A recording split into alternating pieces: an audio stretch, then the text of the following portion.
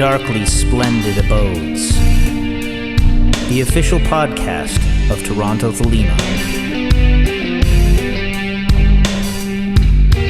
Exploring, if you will, practical philosophy, from science and the workings of the mind to spirituality, esotericism, and magic.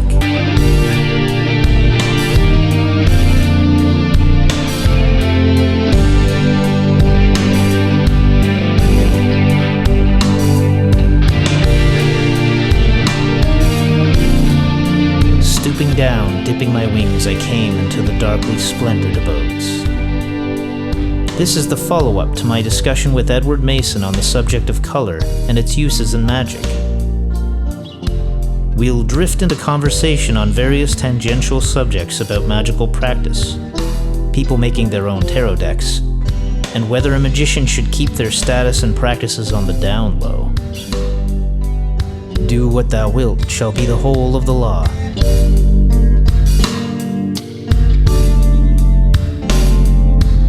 Color and image really were key tools that I think Crowley wanted to employ to say, here is something that people will be able to pick up on in the future. So, yeah, the Thoth deck is very explosive. It's got everything in there. All of the secret stuff is visually encoded. The Lovers card encodes a lot of the concepts of sex magic and the Gnostic Mass. Other cards imply this in various ways. It's there, and the right person would come along and be able to use that and get things moving. I have spoken to people who prefer the older decks for the reason of their simplicity and the fact that they have less going on, less explosive imagery and that sort of thing as well. I suppose it's the type of thing it depends on what you're using the card for at the given time. You could argue for potentially going back to the Rider-Waite deck. I don't know if you'd go as far as to get the same things out of like an H.R. Geiger deck, for instance. That might be a little... I don't think there'd be any different colors in that one, actually.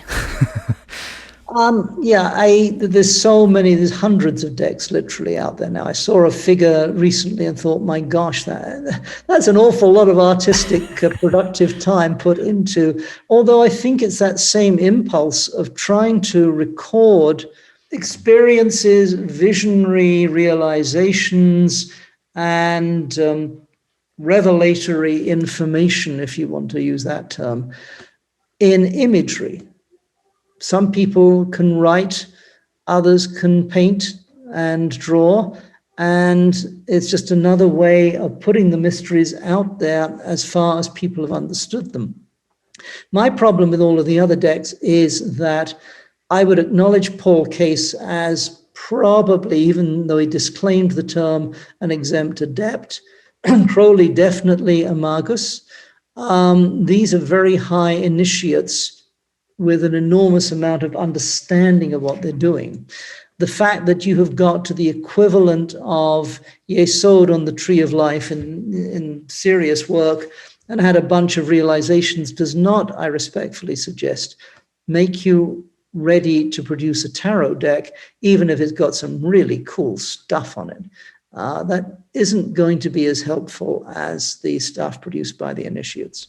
Now, I do know this is a conversation about color rather than the tarot specifically, but do you feel that there would be value for the individual themselves in going through the process of making their own tarot deck, even if it's not for the purposes of giving it out to other people or selling it or whatnot? There's a great deal of value, provided you have the ability. I mentioned coloring my own trees of life because I painstakingly drew the connecting lines and used a toonie to draw circles on a piece of paper. And then I've only got to fill in most cases, one color. Provided I could stay within that circular line, the job was done. I would never dream of trying to design a tarot deck on my own and paint a tarot deck on my own. And somewhere Crowley remarks that the original tarot was designed by a committee of exempt adepts. You need to be at that level before you can truly come up with something that's comprehensive, because the exempt adept is working in Chesed, which is a kind of summation of everything below the abyss, good and bad. It's all about recollection. It's all about bringing everything back for review so that you can, when the day comes, take the oath of the abyss and become a babe of the abyss and put everything of yourself into the abyss and let it go, because you know what everything is. Maybe I should therefore say, no, I don't think it's a good idea at all.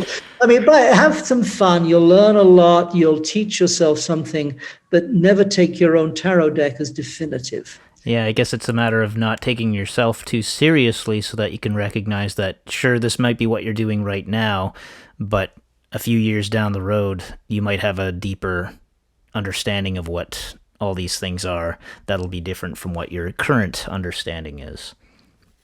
And if you've not done your tarot deck right, then you are locked into that particular perspective. If you did a good job, you'll look at it and say, well, I mean, that hanged man, I mean, what was I thinking when I put that snake around the guy's waist? It seemed like a cool idea at the time. It was an idea in my head. It had no relevance to the true significance of what happens on that path, what happens within that card. I mean, you do need to take yourself seriously. You also need to be able to toss your own seriousness in the trash can at any given moment in the mysteries. I know as I went through the training process that I've been through, there'd be times when I'd be doing something for literally years in some cases, and one day I think, you know what, this doesn't work.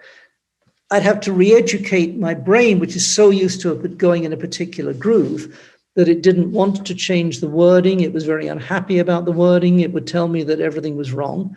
But that's how the mysteries work. And if you do a good tarot deck, then it would teach you to go past your own realizations into new unknown territory. If you've done a bad job or a partial job, which is inevitable when you're only educated to a certain point in the whole business, you could just get stuck because you really love that tarot deck you did when you were 10 years younger. Mm-hmm. Well, I guess bringing it back around to the idea of color, there's also another Golden Dawn innovation was bringing a lot of color into the Enochian system as well, with the tables and whatnot. Definitely that was a thing. In the Golden Dawn, the Second Order made much more use of color, because in the First Order, really, that was preliminary training. It was getting some aspects of personality and ego out of the way so that true magical power could operate.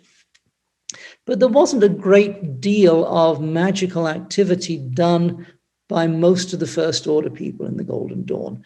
Crowley was an exception to that. He was there before he started, in a way.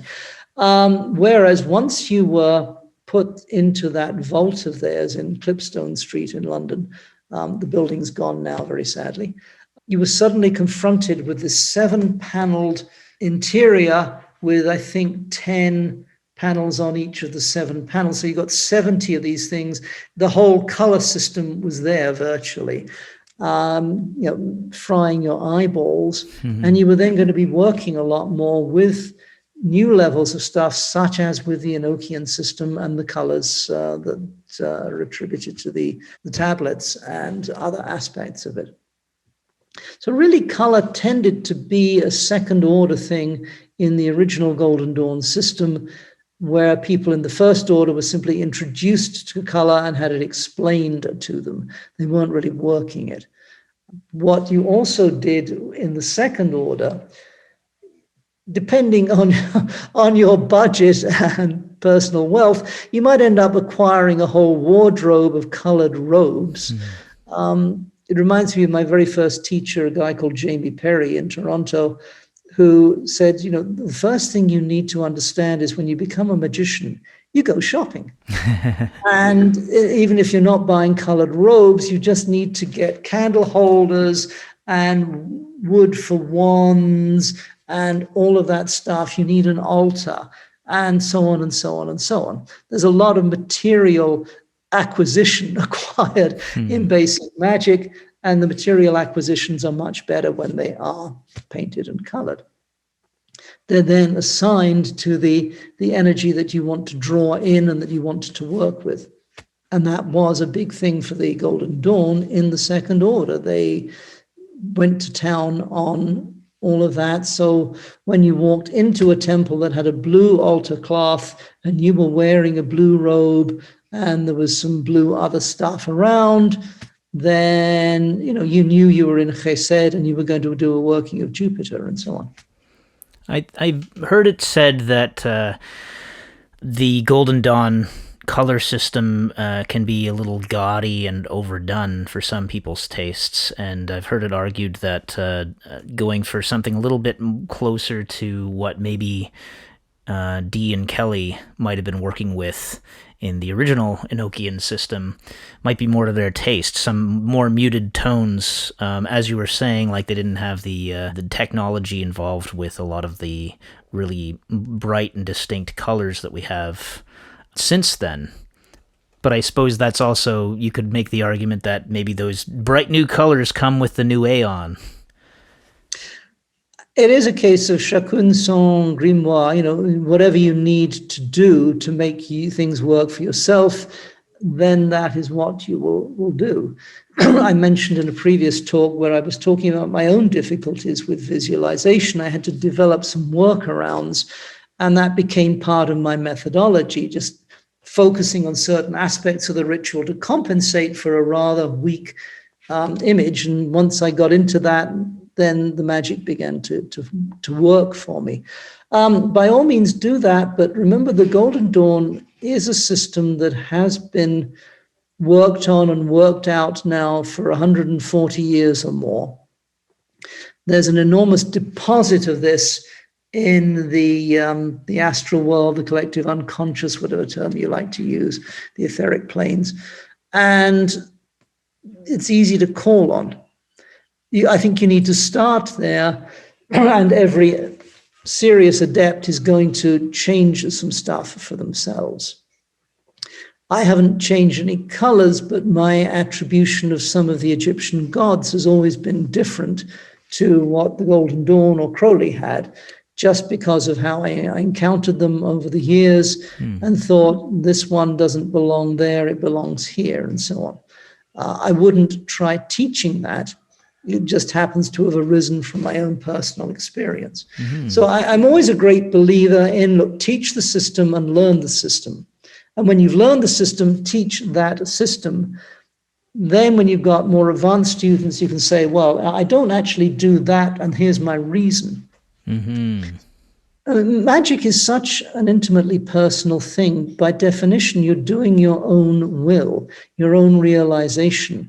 You are endeavoring to contact the vibration, the universe, the whatever term you'd like to use, that is your own holy guardian angel, that is your own approach to infinite divinity. It has to be done very individually. As with the AA system, where there's you become a probationer, you go through the neophyte ritual, you go through the zealotor ritual, and well, now you're on your own. Make your own ritual. That's part of the job. All the way up through 5, 6, and if you make it as far as the abyss, same thing again. Crowley gives a lot of clues, but that's your model. It's not your absolute uniform code that you must pursue all the way.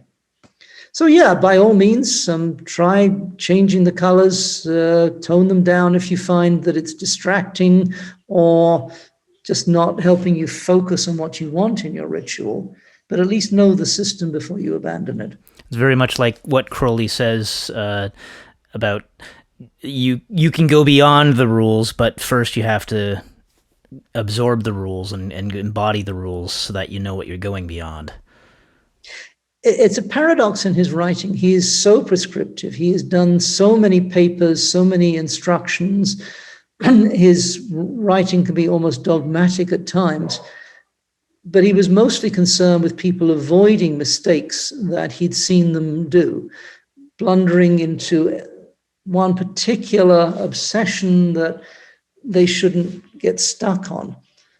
His taunting of A.E. Waite really came about because he felt that Waite was really a mystic, not a magician. Mm-hmm. And you can't, whether a mystic can really teach magicians is an arguable point, because there are just a different set of almost aggressive dynamics necessary for good magic.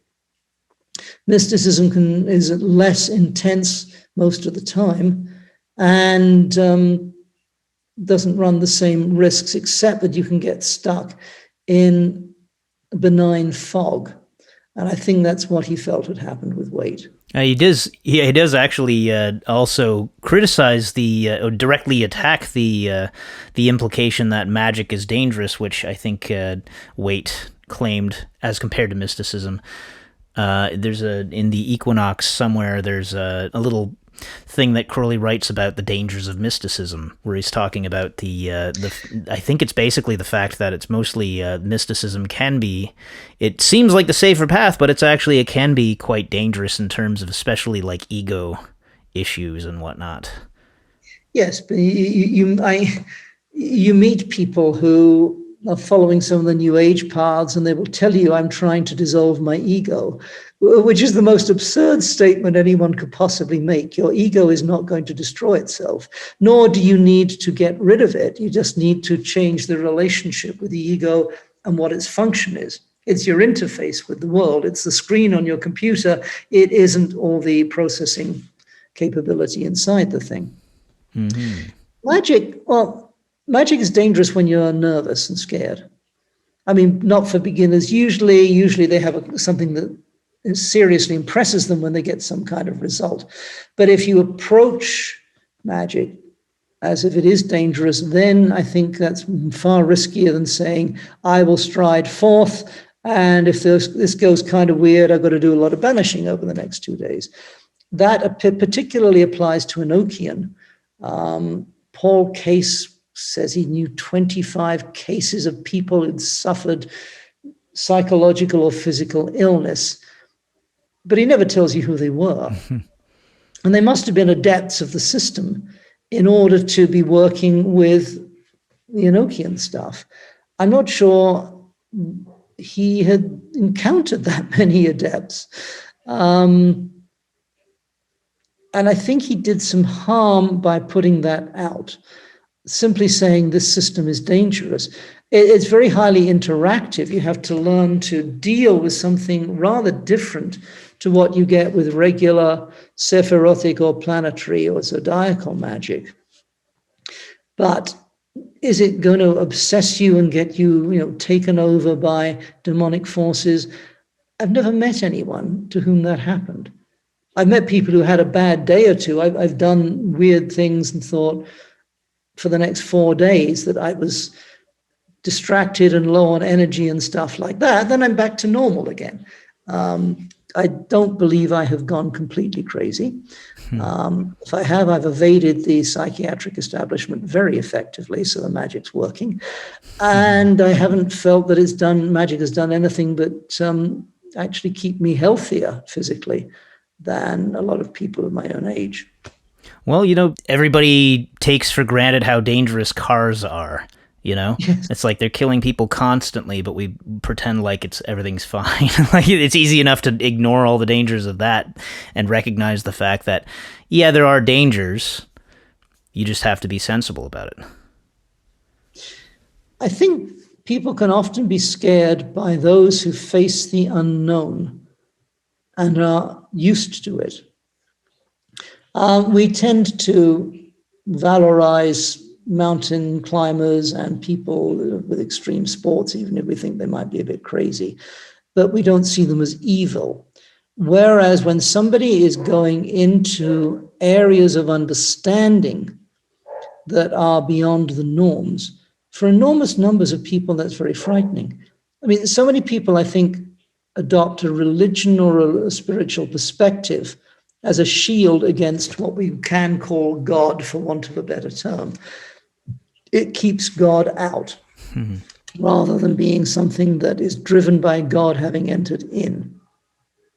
So when you meet somebody who says, well, I was really scared of what was going to happen and I kept on pushing through, and then I had a period of dryness, and then I had a period where I felt I was completely lost, and eventually I reached a point where I knew what I was doing again. That can be very frightening to people who do not want to make such a journey in their lives. So it's why occultism still needs to maintain a veil around its operations. People are not going to understand. And inevitably you come up against things that are difficult to encompass.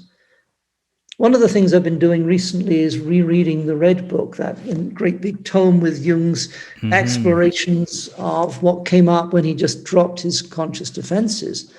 And he comes to the conviction that you cannot have God without so-called Satan involved. God has to be the totality. He couldn't maintain what he'd been taught by his father, the pastor in the Swiss village, that God is all good and the devil is all bad.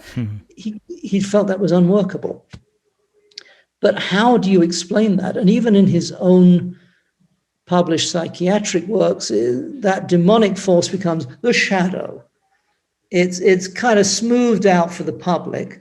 Even in his 7 Sermons to the Dead, when you see the first draft of that and the material that led to it, and then you look at the published version, some of the rough edges were just smoothed down to make them conform with older Gnostic texts and stuff, so there was less chance of, in quotes, misunderstanding. Whereas Jung was a man who really, I think, was as much of an adept as many magicians that we have now. It's interesting how the that seems to have been a regular feature of anything like religion or spirituality, especially when it comes to in relation to the Christian church. Like I was just reading about Miguel Molinos and his the problems surrounding his writings, and the problems that the church took with it, with the idea of that approaching of God versus meditation, as he would call it. Yeah, Molinos ended up in the Inquisition's prison for many years. You're told in AA that you should proclaim your affiliation, all over the place. I would suggest that you need to proclaim your affiliation selectively. It may not help you in certain situations. You might want to be wise and avoid certain groups of people, certain factions, and so on. A friend I have here in Mexico, he's a paradox to me. He's a gay man who is a Christian. He is also a big Donald Trump fan and is always telling me about the steal and Trump did amazing things and Biden is terrible and he's destroying the world. And I told him, I'm into Hermeticism. I didn't get too much into it because I realized he had no idea of the different categories of Hermetic practice. And his Christian side wants to be tolerant and accepting. And I think he's just shut the information out. He has never asked me a single question or volunteering enormous amounts of information from his own side. Again, I think if God is reality, then religion is a very important way of keeping that reality out of your life and going into a particular bubble where there's always the threat of ending up in hell. But you can just keep praying the daylights out of things until you expire and hopefully, you made it through. Yeah. A magician is trying to get past the idea of fear. I think Molinos had got past the idea of real fear, same as Giordano Bruno, who in 1600 was burned at the stake, and a bunch of other people who were incautious. They thought that they were protected by their own fearlessness. it's always that balance that you have to have. You are walking a tightrope in certain circumstances when you are an occultist. And it's safer to keep yourself and all of your multicolored charts and trees of life in a cupboard hidden at the back of the drawer, just in case the wrong people come to visit. I think actually that reminds me of around 10 or so years ago, talking to somebody in the community who was very much downplaying the idea of secrecy in terms of that kind of thing, like keeping yourself protected and, the worry about people's bigotry or, mob mentality or anything like that. And then they were playing it like, well, that's, nowadays you don't have to worry about that kind of thing. And then flash forward over the past interceding 10 years, it feels like, you very much have to be careful about, how you're perceived by who. So it is, certainly you can be open about who you are and what you believe in and what you're doing and that sort of thing. But you do have to be tactful at the same time and not just, foolhardy.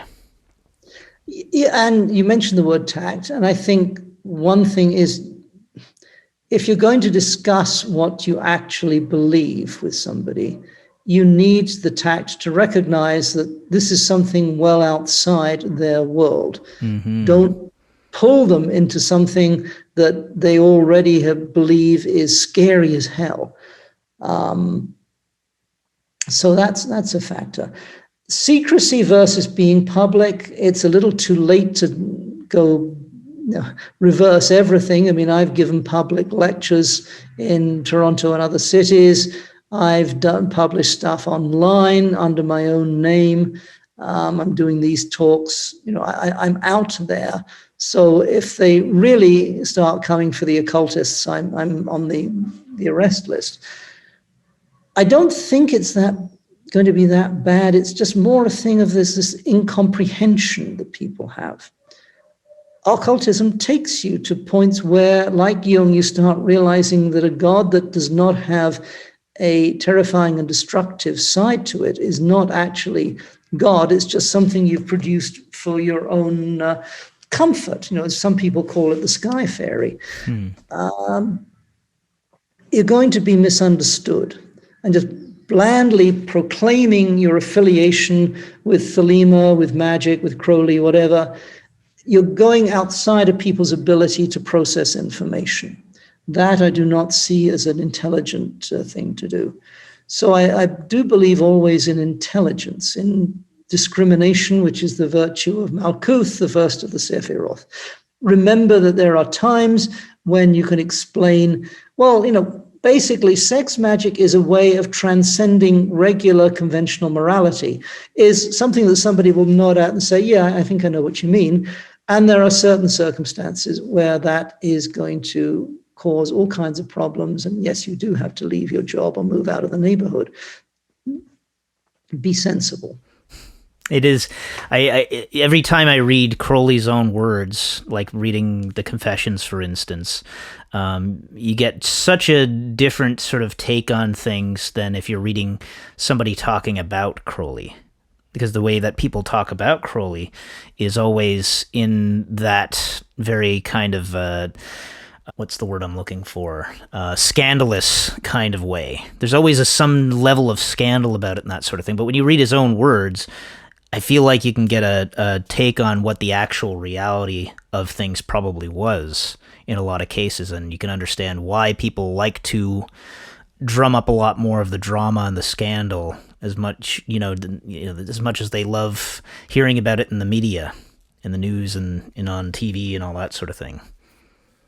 Yeah, Crowley is still a threatening figure 60-odd, 80, 70 years after his death. It's quite surprising. One of the strangest conversations I ever had here in Mexico was with a friend of mine who was a student of Chogyam Trungpa, the Dzogchen Vajrayana teacher, who was, he and Crowley could have just had a glorious drinking session together because both of them were tantrists in their different ways and understood that you have to go past all conceptions of right and wrong to get at the truth. this guy had come across some Christian, and you put that word in quotes, videos by a guy called Schnoebelen, who comes up with extraordinary Gothic fictions about Thelema, Crowley, and I don't think he mentions Kenneth Grant, but he tries to combine the two. And this guy was saying, well, your system is really destructive and it's all about pedophilia. And of course, we know that pedophilia is one of the Christian obsessions in this time. And I kept thinking, you're a guy who's done all those meditations on these wrathful deities who, while they are in union with their consort, they've got these horrible faces with fangs sticking out, and they're drinking blood from a skull. And you're telling me that my stuff is on the dark side, but you know that your stuff is symbolic. You're trying to deal with wrath, with greed, with all of the undesirable stuff in life. What do you think we're doing? We're not just doing this to wallow in filth. It is about trying to get to a transcendent state that actually has a beneficial effect on humanity's ability to manage its own affairs and to live sanely and maybe not happily, but purposefully in the world. Well, that's really great. We've gone a little bit far afield from just the subject of color, but this has been a really great conversation. I've really enjoyed this. So thanks as usual. Yeah, it's interesting. We've gone a long way from color. But I think the whole idea of working with the colors is they do suggest and they do point in greater directions. They do start the conversation. That's why color is used so extensively in the system. It sends a little knock to the back of the head and says, look at this, go here, explore this, stretch your mind a little bit on that. So yeah, we've gone off topic, and yet I think that's the whole point of the topic. That's a very good point. Yeah, I like that. And I think that's why it's so easy to dismiss the idea of color as, oh yeah, there's colors, that's in 777, that's fine. But I've got the list somewhere in a book. I've got 3 books with the list in. What else do I need? And I can look it up online. Yeah, but if you carry those colors in your head, sometimes you realize, especially the neglected ones in the Yetziratic scale, the Emperor scale, the stuff there's information.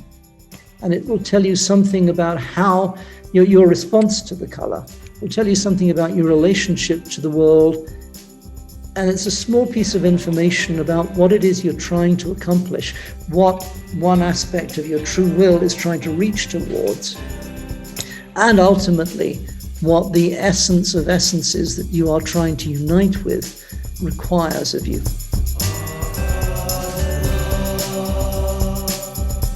thank you for joining us. Look for Toronto Thelema on Instagram, Facebook, and YouTube. Watch for events in the city. And join us again in the darkly splendid abodes.